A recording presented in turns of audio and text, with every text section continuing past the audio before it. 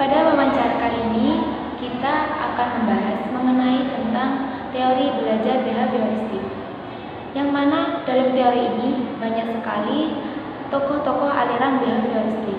Tapi dalam pembahasan kali ini, kita hanya akan menjelaskan menurut Thorndike dan Ivan Pavlov. Saya bertanya, menurut Anda, apa sih yang dimaksud dengan belajar itu sendiri? Menurut saya, belajar adalah proses yang terjadi, proses atau interaksi antara stimulus dan juga respon. Sedangkan maksud stimulus sendiri adalah apa yang merangsang terjadinya kegiatan belajar, seperti halnya berupa perasaan, pemikiran, atau hal-hal lain yang dapat ditangkap melalui alat indera. Sedangkan respon sendiri adalah reaksi yang dimunculkan oleh peserta didik ketika belajar, baik berupa pikiran, perasaan, atau juga bisa berupa tindakan. Kemudian, bagaimana teori belajar behavioristik jika menurut Thorndike dan Ivan Pavlov? Menurut saya, teori belajar yang menurut Thorndike adalah bisa juga disebut dengan connection. Karena apa? Karena belajar merupakan proses interaksi yang terjadi antara stimulus dan juga respon, atau juga pembentukan koneksi stimulus dan juga respon. Juga bisa diartikan dengan pembentukan antara stimulus dan dan juga respon. Itu. Kemudian Thorndike juga mengemukakan konsep transfer yang dinamakan dengan transfer of training.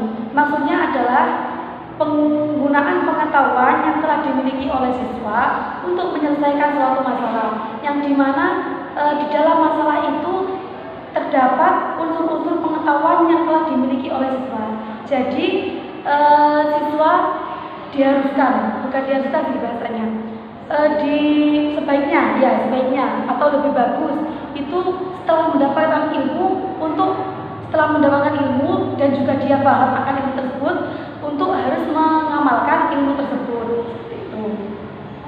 Selain itu, Thorndike juga mengemukakan beberapa hukum belajar. Di antaranya yaitu yang pertama hukum kesiapan atau law of readiness. Maksudnya yaitu keberhasilan belajar seseorang sangat bergantung pada ada tidaknya kesiapan. Jadi baik peserta didik maupun pendidik itu harus memiliki kesiapan sebelum dia melakukan proses belajar mengajar. Karena apa gunanya? Karena akan mempermudah atau agar proses belajar tersebut berjalan dengan lancar, tidak ada hambatan seperti itu. Kan bila pertama itu dia sudah mempunyai kesiapan, maka akan lebih mudah melakukan proses kegiatan belajar seperti itu.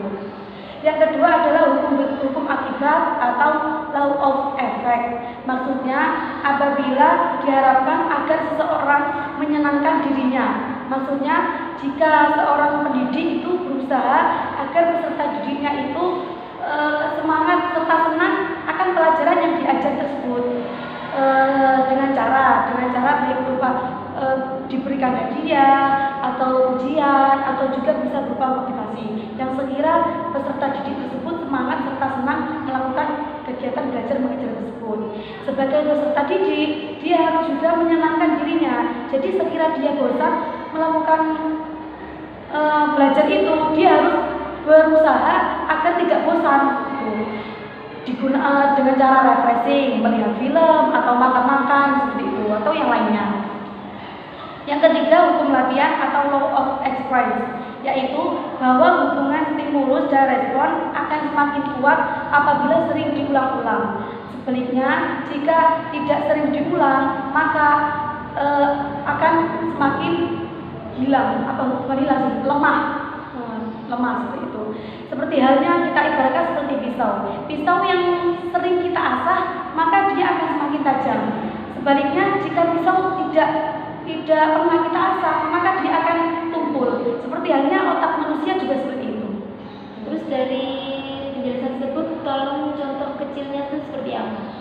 Thorndike sendiri melakukan penelitian pada binatang kucing. Dia mencoba kucing tersebut ditaruh di dalam sebuah labirin. Setelah itu dia menaruh makanan pada ujung labirin. Kemudian semula kucing itu bingung mau bagaimana cara melewati labirin-labirin tersebut untuk menuju makanan tersebut.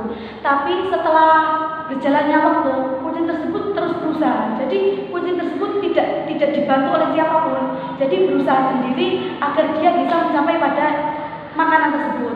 Setelah berjalan waktu, kucing tersebut akhirnya bisa seperti itu. Terus seperti itu, akhirnya dia juga seperti itu. Terus bagaimana kalau penjelasan menurut Ivan Pavlov? Menurut Ivan Pavlov, proses teori belajar adalah proses interaksi antara stimulus dan respon, dan perubahan tingkah laku merupakan akibat dari kegiatan belajar yang berwujud konkret dan tidak konkret. Serta teori belajar menurut Ivan Pavlov adalah membentuk tingkah laku dengan upaya untuk mengondisikan suatu perilaku atau respon terhadap sesuatu. Jadi menurut ini teori belajar itu pembentukan tingkah laku seseorang. Jadi yang semula dia tidak bisa menjadi lebih bisa, yang perilakunya semula tidak baik menjadi lebih baik, seperti itu. Bagaimana contohnya? Kalau Ivan Pavlov ini juga mencontohkan atau mempraktekkan atau membuat penelitian pada seekor anjing. Dia menaruh anjing itu di dalam sebuah ruangan lah ya, sebuah ruangan, kemudian ditaruhkan lonceng seperti itu. Terus setelah lonceng dipukulkan, si anjing itu tidak menimbulkan respon. Kemudian si Ivan Pavlov itu memikir bagaimana cara agar anjing tersebut mengeluarkan respon. Kalau anjing kan biasanya mengeluarkan responnya dengan air liur gitu. Jadi si Pavlov itu menaruh makanan di sampingnya anjing itu ya, sebagai lonceng. Kemudian si Pavlov membunyikan lonceng tersebut. Kemudian setelah anjing itu mendengar lonceng dan melihat makanan, dia itu kemudian menimbulkan respon dengan mengeluarkan air liur tersebut, seperti itu. Kemudian itu dilakukan Ivan Pavlov secara berulang-ulang sampai pada akhirnya si Ivan Pavlov menarik makanan tersebut. Jadi setelah anjing itu setelah terbiasa akan adanya makanan, jadi dia sudah paham kalau ada bunyi bel berarti itu tandanya makan, seperti itu. Jadi dia sudah paham. Setelah makanan itu dihilangkan, si anjing sudah paham kalau bunyi bel itu berarti waktunya makan, maka dia mengeluarkan respon yang berupa air liur tersebut. Terus dari semua penjelasan yang sudah dijelaskan tadi, pastinya ada sebuah perbedaan dan persamaan di antara keduanya. Tolong jelaskan. Persamaan dari teori keduanya, yang pertama adalah belajar merupakan akibat adanya interaksi antara stimulus dan respon. Jadi keduanya sama-sama menjelaskan kalau belajar itu adalah interaksi yang terjadi antara stimulus dan juga respon. Yang kedua, dalam teknis penelitian, keduanya sama-sama menggunakan binatang. Yang Thorndike itu menggunakan kucing, sedangkan yang Pavlov menggunakan anjing.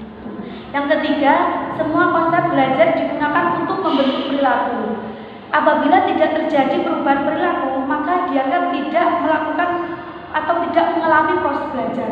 Jadi menurut keduanya itu sama-sama belajar itu mengubah tingkah laku.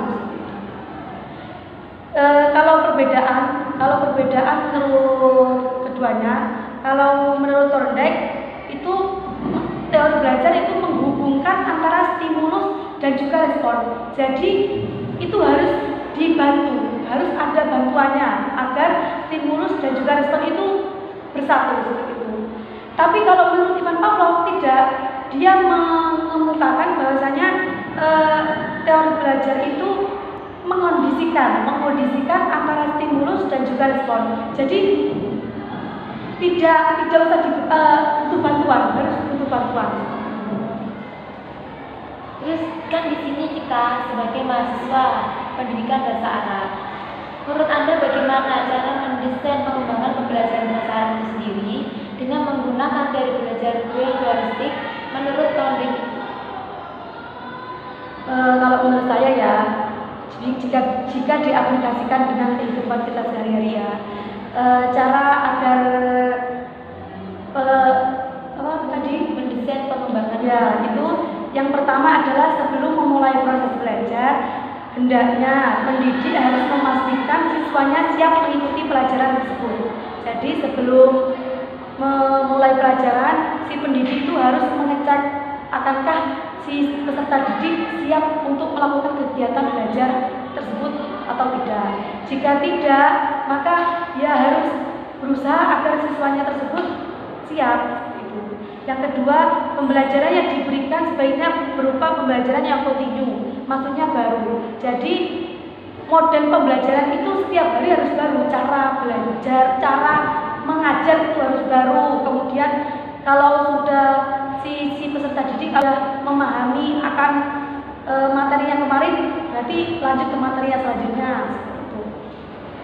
Yang ketiga, pendidik menyampaikan materi dengan cara yang menyenangkan. Kalau jadi bisa kalau mengulang anak SD itu berarti harus yang menyenangkan. Jadi atau berupa nyanyian, bisa juga berupa nyanyian, bisa diberikan hadiah akan menyenangkan. Oh, seperti itu. Itu tadi adalah pertanyaan yang terakhir. Sebelum saya tutup, saya akan menyimpulkan hasil wawancara kita tadi. Bahwasannya, belajar adalah perubahan tingkah laku. Seseorang itu telah dianggap belajar jika ia telah mampu menunjukkan perubahan tingkah laku. Kemudian, pentingnya sebuah masukan atau input yang berupa stimulus dan keluaran yang berupa respon.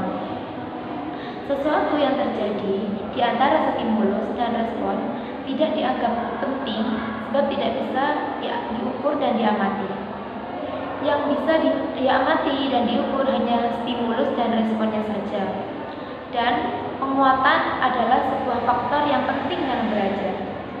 Bila penguatan ditambah, maka respon akan semakin kuat. Demikian juga jika respon dikurangi, maka respon juga semakin kuat. Itu tadi adalah kesimpulan dari wawancara yang telah kita lakukan bersama. Alhamdulillahirrabbilalamin, itu tadi adalah hasil dari wawancara kita telah usai. Mohon maaf atas segala kesalahan, baik berupa ucapan, tindakan, dan juga perbuatan. Semoga video ini bisa bermanfaat bagi kita bersama. Sekian, wassalamualaikum warahmatullahi wabarakatuh. Jangan lupa bantu share, like,